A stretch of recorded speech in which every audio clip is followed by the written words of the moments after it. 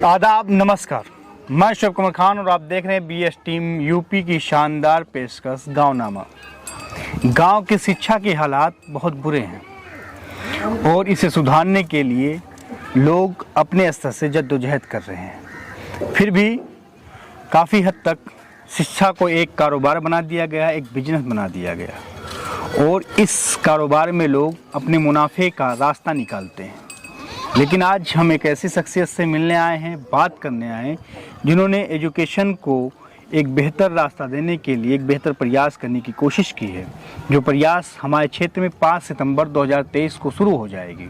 क्योंकि हमारे यहाँ के बच्चे नवोदय विद्यालय में सिलेक्शन नहीं कर पाते हैं क्योंकि उन्हें कोई तैयारी कराने वाला नहीं है। तो आप हैं तौसीफ खान। हम इनसे जानने की कोशिश करेंगे कि आप कैसे नवोदय की तैयारी कराएंगे और कितने समय से। 5 सितंबर ही लास्ट डेट है शुरू करने का या थोड़ा समय लगेगा? जी, मैं मोहम्मद तौसीफ खान, आप सभी का आदाब और नमस्कार। जैसा कि मैं आपको बताना चाहता हूं कि मैंने शिक्षा के क्षेत्र में देखा, खुद पढ़ाई किया। मैं इसी गांव से ही बिशनपुर टंटनवाई स्कूल के निमरा पब्लिक स्कूल से मैं खुद पढ़ा। उसके बाद में सैयद बदिउद्दीन से मैं आगे पढ़ाई CMS से किया। कंटिन्यू में रहा। मुझे जहाँ कंपटीशन के दौर में जब घुसा तो कंपटीशन के दौर में मुझे बहुत सारी दिक्कतें पड़ी, जो कि मेरे लिए बहुत चुनौतीपूर्ण था। तो ये सारी चीज़ों को मैं सुलझाने के लिए मैं खुद अपना कदम उठाया और मैं चाहता हूँ कि बच्चों को जो परेशानी मैं खुद उठाया हूँ वो ना उठाना पड़े। इसलिए मैं सोच रहा हूँ कि मेरा स्कूल प्राइमरी तक है, 1 से 5 तक मेरा क्लास है। मैं चाहता हूँ कि जो हमारे बच्चे रहें वो इस सारी परेशानियों को ना उठाएँ। इसलिए मैंने नवोदय विद्यालय के लिए मैंने तैयारी कराना 5 सितंबर से शुरू करूंगा इंशाअल्लाह ताला। और मेरा सबसे बड़ी चुनौती है कि हमारे पास जो बच्चे हैं, मैं अपने बच्चों को फ्री शिक्षा देकर नवोदय की तैयारी कराऊंगा। उनसे कोई कॉस्ट नहीं लिया जाएगा, लेकिन उसके साथ हमारे अध्यापक जो हैं वो हमारा सहयोग कर रहे हैं। और जो कि मेरे लिए बहुत ही ख़ास है कि हमारा अध्यापक मेरा सहयोग करें और ये हम बच्चों को उस मुकाम तक पहुंचाए जहां तक ले जाना चाहते हैं, उनको वो परेशानियां ना हो जो हम उठा चुके हैं। तो मैं ये जानना चाहता हूँ, जैसे भी आपने कहा कि हमारे यहाँ के बच्चों को फ्री, लेकिन इस इलाके में बहुत से ऐसे बच्चे हैं जो गरीब हैं, पढ़ना चाहते हैं, उनके पास टैलेंट भी है, लेकिन उनके टैलेंट को दिशा देने वाला कोई नहीं है। तो आप ऐसे बच्चों के लिए आपके पास क्या स्कीम है? क्या जो बच्चे आपके स्कूल में नहीं पढ़ते हैं, जो कहीं प्राइमरी में पढ़ते हैं, किसी इंटर कॉलेज में पढ़ते हैं या किसी मदरसे में पढ़ते हैं या सरस्वती विद्या मंदिर में पढ़ते हैं, कहीं भी पढ़ते हों, तो उनके लिए कोई रास्ता है आपके पास? जी, मैं जो बच्चे हैं वो सब मेरे ही बच्चे हैं। जो मेरे पास आएगा, मेरा काम है उनको शिक्षा देना। और नवोदय से रिलेटेड जितनी भी पढ़ाई होगी मैं सबको, मेरा बच्चा है, मेरे स्कूल का है, नहीं है, या कहीं का भी बच्चा है, कहाँ का रहने वाला है, उससे कोई इशू नहीं है। सिर्फ एक ही काम है कि उनको शिक्षा देना है, नवोदय में ज़्यादा से ज़्यादा सिलेक्शन कराना है। कि हमारे यहाँ की जो परेशानी है और जो दिक्कत है कि नवोदय में बच्चे नहीं जा पाते हैं, उनको पेपर पैटर्न नहीं पता होता है, बहुत सारी परेशानियाँ होती हैं। उन सारी परेशानियों को दूर करके हम कोशिश करेंगे कि हर एक बच्चे का सिलेक्शन नवोदय में हो और उसके पर जितना भी मेहनत होगा हम करेंगे, हमारी स्टाफ करेगी और हम उनको आगे तक ले जाएंगे। जैसे कि जो बच्चे इंटरेस्टेड हैं और उन्हें लगता है कि वो नवोदय की तैयारी करना चाहते हैं, उनके पास पैसे नहीं हैं, तो वो मुफ्त में आपके यहाँ आकर शिक्षा हासिल कर सकते हैं। लेकिन इसकी टाइमिंग क्या होगी? आप अपनी, क्योंकि बच्चे स्कूल में होंगे तो उनके लिए आपको अलग से टाइमिंग देनी पड़ेगी, क्योंकि आप अपने बच्चों को तो स्कूल टाइम में दे सकते हैं शिक्षा, लेकिन बाहरी जो बच्चे आएंगे उनके लिए क्या टाइमिंग होगी? सुबह होगा, शाम होगा? तो उसका भी थोड़ा सा आप उस पर रोशनी डालें ताकि लोगों को समझ में आए कि उनके पास उस टाइम टाइम है कि नहीं है। जी, टाइम की बात करें तो टाइम जैसे क्या है कि हमारा स्कूल है जो सुबह 8 बजे से चलता है, 12:30 बजे तक चलता है। जी, मैं अपने स्कूल के अपने टीचर को रोक के 12:30 से शुरू करा दूं, लेकिन जब बच्चे हमारे पास बाहर के आएंगे तो उनके हिसाब से उनकी परेशानियों को सुना जाएगा। आपका स्कूल कितने बजे तक क्या है, उस हिसाब से उनको सुन के अगर ऐसा लगेगा कि मुझे नया बैच बनाना चाहिए, इवनिंग का बैच बनाना चाहिए, मैं इवनिंग का बैच भी बना के चलाऊँगा। अगर मुझे ये लगता है कि इस टाइम हायर कर देंगे तो सबको एक साथ बैठा के भी शिक्षा देंगे।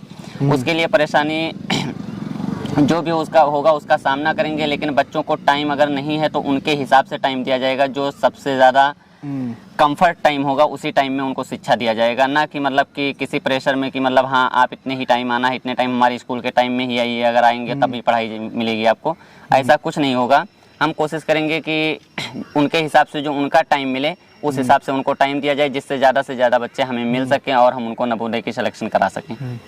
तो नवोदय के जो मेन सब्जेक्ट होते हैं उसमें कौन कौन से सब्जेक्ट आते हैं? क्योंकि जो मसला ये भी है कि जो बच्चे हैं तो उन्हें ये लगे कि भाई हम इस सब्जेक्ट में तेज़ हैं, इसमें कमज़ोर हैं, तो वो तो खैर आप लोगों का काम है कैसे उन्हें परफेक्ट बनाना है, लेकिन फिर भी एक रोशनी डालेंगे ताकि वो बच्चों तक अगर ये बात पहुँचे आपकी तो उन्हें लगे कि हमारा ये बेसिक सब्जेक्ट ठीक ठाक होना चाहिए और बेस्ट कराने की जिम्मेदारी वो आप पे है। जी, नवोदय की अगर सब्जेक्ट की बात करें तो उसमें 3 सब्जेक्ट सबसे अहम हैं। तीनों सब्जेक्ट में सबसे पहला सब्जेक्ट मैथ रहता है जी, वो सबसे अहम होता है। रीजनिंग होती है, ये बच्चों को सबसे ज़्यादा दिक्कत जो होता है बच्चों को वो रीजनिंग में होती है। होता क्या है कि बच्चे रीजनिंग का मतलब जानते नहीं हैं, उन्हें ना कभी पढ़ा होता है ना कहीं देखा होता है, तो सबसे उनके सामने चुनौतीपूर्ण होता है वो रीजनिंग होता है। और सबसे बड़ा चुनौतीपूर्ण इसलिए होता है क्योंकि जो 40-40 क्वेश्चंस आते हैं वो रीजनिंग से ही आते हैं। बाकी 20 क्वेश्चन हमारे मैथ के आते हैं और 20 क्वेश्चन हमारे इंग्लिश के आते हैं जो लैंग्वेज होता है। जी।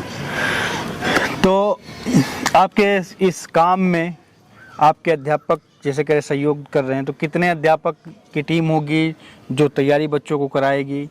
और आपके पास वो जो अध्यापक उनकी डिग्री क्या है, डिग्री होल्डर क्या है, और वो आपको लगता है कि वो नवोदय के लिए बच्चों को प्रिपेयर कर पाएंगे?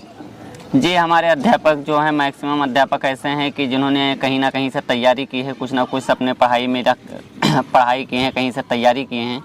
कुछ ऐसी कमियां रही जिसके वजह से सेलेक्ट नहीं हो पाए, वो आज हमारे पास टीचिंग कर रहे हैं। तो उन्हीं के हिसाब से देखते हुए जो इंग्लिश का हमारा टीचर है रवि सोनी सर हैं जी, उनको हम रखना चाहेंगे। हमारे मैथ के टीचर हैं एमएससी हैं वो रिजवान सर हैं, हम उनको रखना चाहेंगे। रीजनिंग के लिए मैं खुद अपना एफर्ट करूंगा। हर चीज़ पढ़ाने के लिए सबसे अहम जरूरी होती है कि आपको खुद प्रिपेयर होना, खुद रीड करना जी। शिक्षा के क्षेत्र में मैंने जो कुछ देखा है सबसे बड़ी गलती क्या होती है कि हम प्रिपेयर नहीं होते हैं।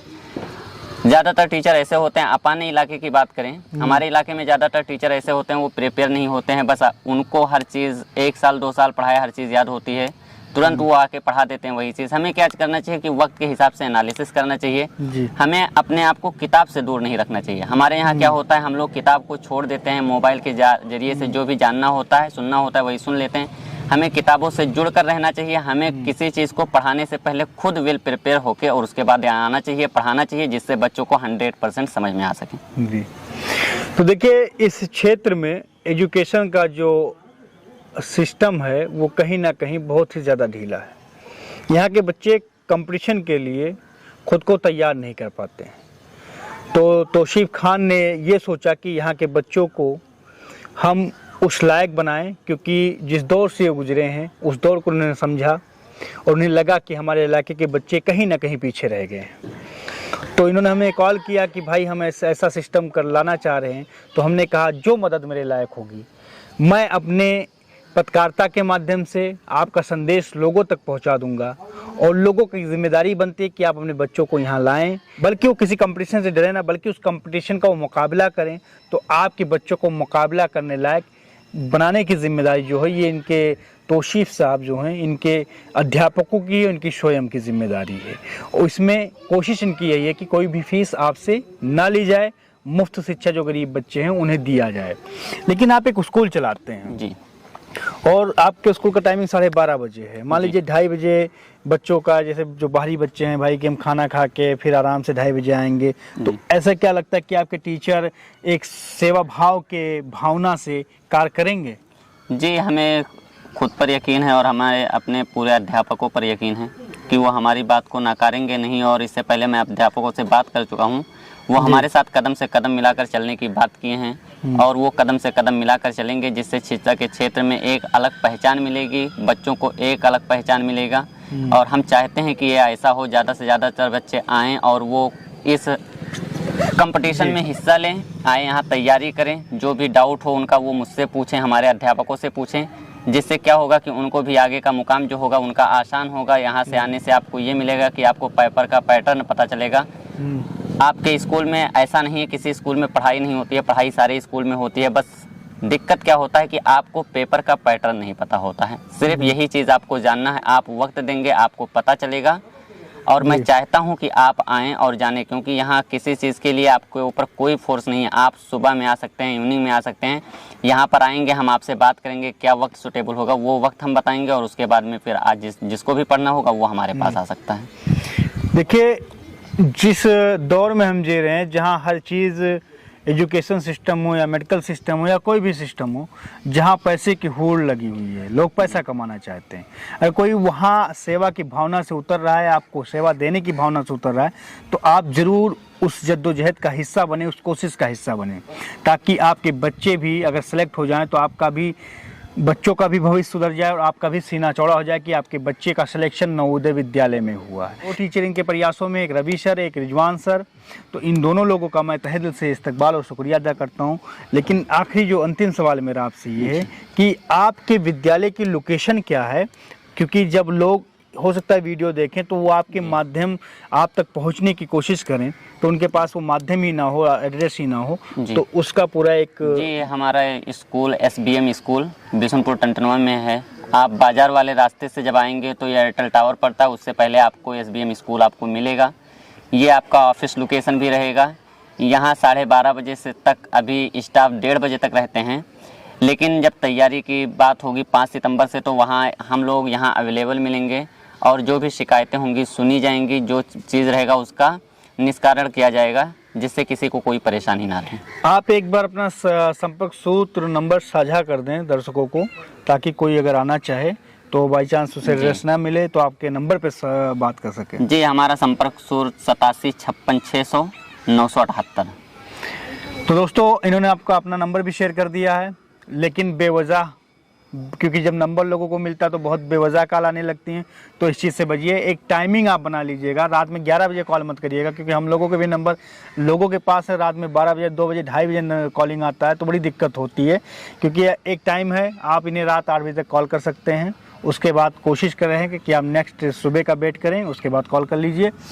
तो आप, अगर आप भी अपने क्षेत्र के लिए कुछ करना चाहते हैं और क्षेत्र के लिए कुछ बेहतर करना चाहते हैं, कुछ खूबसूरत करना चाहते हैं, तो उसके लिए आप हमें आवाज़ दीजिए। मैं आपके लिए तैयार हूँ, मैं आपकी बात जनता तक पहुंचाने के लिए तैयार हूं, क्योंकि मैं भी चाहता हूं मेरा बदले, मेरे लोग बदलें, मेरा इलाका बदले। हमारे क्षेत्र के लड़के कहीं जाएं तो हम ये कह सकें गर्व से कि हमारे क्षेत्र के लड़के नवोदय विद्यालय में है, JNU में है, MU में है, जामिया में है, DU में है, हिंदू विश्वविद्यालय में है, यानी तो हर जगह वो मिलने चाहिए, हर बड़े रैंक पे मिलने चाहिए। इससे क्योंकि क्षेत्र, जब क्षेत्र के बच्चे बड़े बड़े विद्यालयों में जाते, बाहर जाते, तो क्षेत्र का विकास होता है, और इसी विकास के मकसद से ये और इनके अध्यापक हमारे क्षेत्र को आगे लाने की प्रयास करें, तो इस प्रयास में हम साथ दें। दोस्तों, फिर मिलते हैं नए प्रोग्राम में किसी नए समस्याओं के साथ या किसी नए जानकारी को लेकर। तब तक के लिए जय हिंद, जय भारत।